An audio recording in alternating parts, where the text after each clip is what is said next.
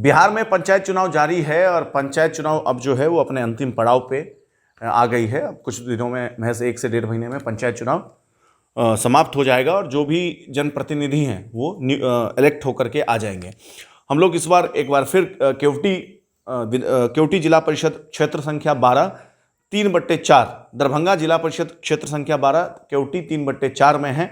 और एक बार फिर हमारे साथ शमीम भाई हैं। इनका मैथिली इंटरव्यू आपने सुना, लेकिन चूंकि अब जिला पार्षद थे ये पहले, अब प्रत्याशी फिर बन गए हैं एक बार, और चुनाव चिन्ह इनको मछली आवंटित हुआ है। और मछली जो है वो मिथिला में क्या महत्व रखता है ये बताने की ज़रूरत नहीं है, तो इनसे ही जानने की कोशिश करते हैं शमीम भाई से कि मछली चुनाव चिन्ह मिल रहा है, कितना शुभ संकेत है इनके लिए। एक बार फिर आपका स्वागत है। शुक्रिया। मछली चुनाव चिन्ह मिला है, क्या कहेंगे? देखिए, पहले तो मछली पर बाद में बात होगी। पहले तो आपके चैनल के माध्यम से, आपके चैनल के जितने भी लोग हैं, आप सब लोगों को आज धनतेरस का दिन है, बड़ा शुभ दिन है। तो आज के दिन आप सभी लोगों को मैं तहे दिल से शुक्रिया अदा करता हूँ, मुबारकबाद देता हूँ। और दीपावली, छठ सबसे बिहार का सबसे मेरा बड़ा प्रसिद्ध त्यौहार है। इस त्यौहार को बड़े अच्छे ढंग से हमारे बिहार में मनाया जाता है। तो इस दीपावली, छठ के शुभ अवसर पर भी आपके चैनल के माध्यम से हम अपने क्षेत्र के जितनी भी आवाम हैं, जितनी भी जनता है, जितने भी हमारे मतदाता हैं और हमारे मिथिला के जितने भी मिथिला में रहने वाले मैथिल हैं, हम सब लोग मैथिल हैं, तो मिथिला में रहने वाले जितनी आवाम हैं, मैं सभी को इस त्यौहार के शुभ अवसर पर मुबारकबाद देता हूँ। अब चूंकि चुनाव चिन्ह मछली है और मिथिला का जिक्र कर दिया, तो शुभ संकेत साबित हुआ आपके लिए? एक तो समझ लीजिए बात कि ऊपर वाला का बहुत बड़ा रहमो करम है, एहसान है।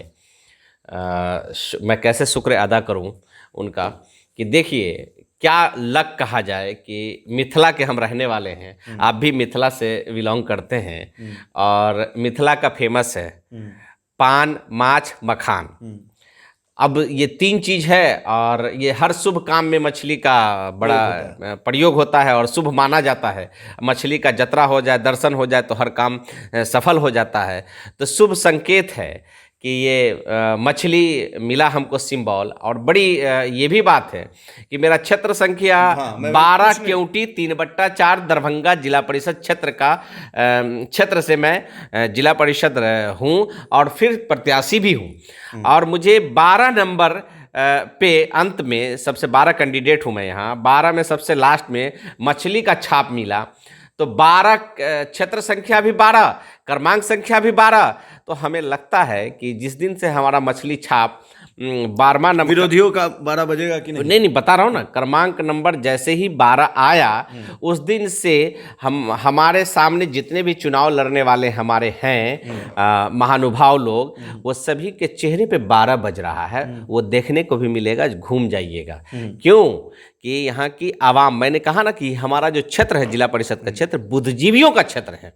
यहाँ कोई गलतफहमी का शिकार नहीं होता है, न यहाँ गलतफहमी काम करता है, न यहाँ किसी तरह का कोई रीमर काम करता है। इसलिए यहाँ की आवाम ने ठान ली है। यहाँ के मैं आपको क्या कहा कि मैं यहाँ नेता नहीं हूँ, मैं यहाँ का बेटा हूँ, मिथिला का बेटा हूँ, केवटी का बेटा हूँ। नेता सदन के लिए हूँ, घर के लिए बेटा हूँ, बेटा के जैसे काम करता हूँ। तो बेटा हूँ तो स्वाभाविक है कि अपने घर में बेटा का क्या मान सम्मान होता है, आप समझ ही सकते हैं। मेरा एक उद्देश्य भी रहा है विधानसभा में भी कि केवटी का नेता नहीं, बेटा चाहिए। मैं मिथिला का, मेरे कोई भी बेटा आएगा मैं बेटा का सम्मान करता हूं। इसलिए मैं भी मिथिला का बेटा हूं, मिथिला के लिए लड़ाई लड़ता हूं, मैथिल के लिए लड़ाई लड़ता हूं, मिथिला भाषा के लिए, मैथिल भाषा के लिए लड़ाई लड़ता हूं। इसलिए ये बुद्धिजीवियों का क्षेत्र है जो मेरा जिला परिषद 12 केवटी 3/4, ये बुद्धिजीवियों का क्षेत्र है। यहाँ कोई गलतफहमी, अफवाह नहीं चलेगा।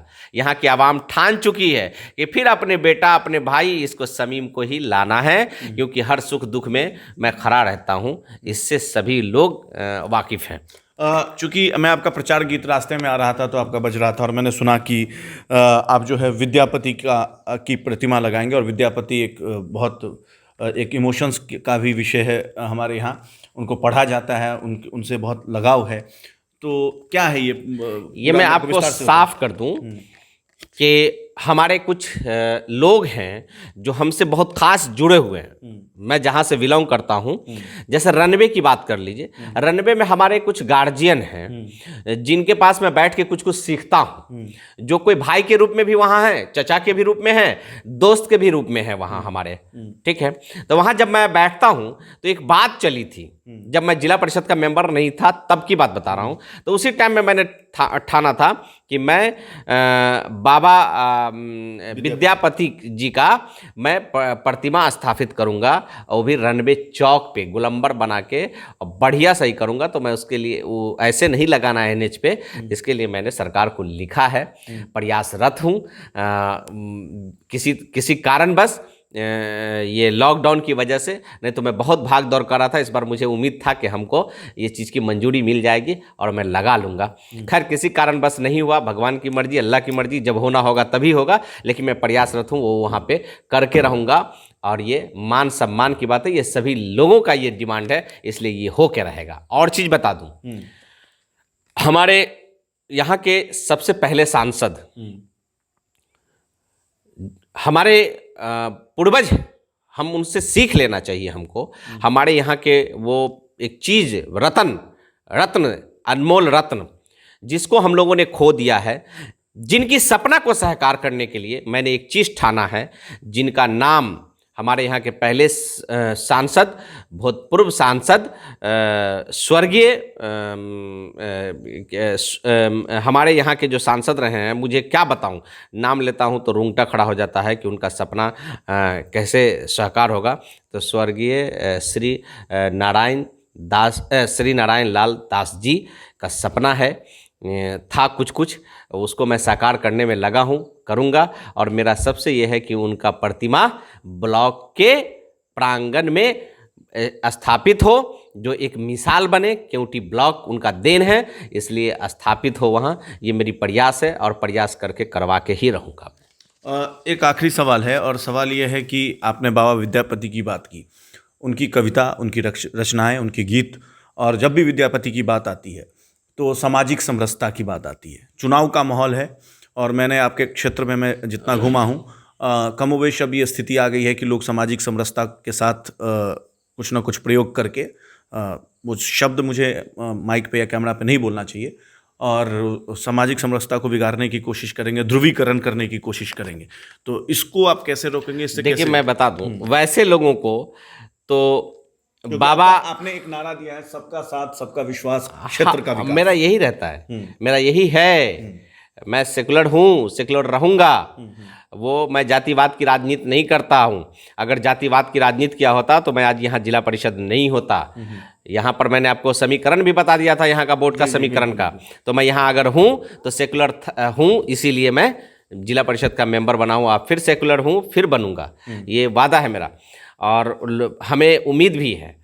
और मैं आपको बता दूं, बाबा विद्यापति की जो बात किया ना, वैसे जो लोग समाज को दूषित करते हैं, वैसे लोगों को उनकी कविता से और उनके से इससे सीख लेनी चाहिए कि उन्होंने अपने हर एक उनकी जीवनी का जो एक पाठ है उसको पढ़नी चाहिए, लोगों को पढ़ के सीख लेनी चाहिए कि उन्होंने क्या कहा है लोगों को।